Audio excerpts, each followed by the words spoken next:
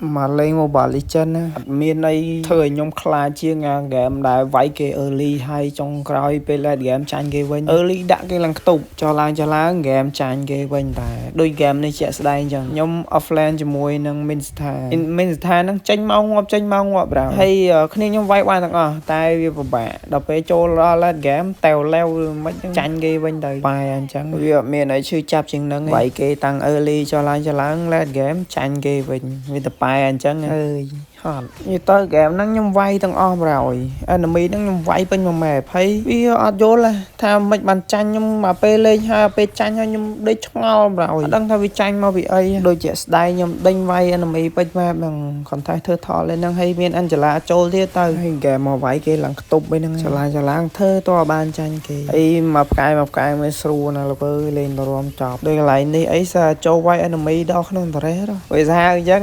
តែឡើងគេចាញ់គេវិញហើយចុងក្រោយនឹងចង់ប្រាប់ថាខ្ញុំឈឺចាប់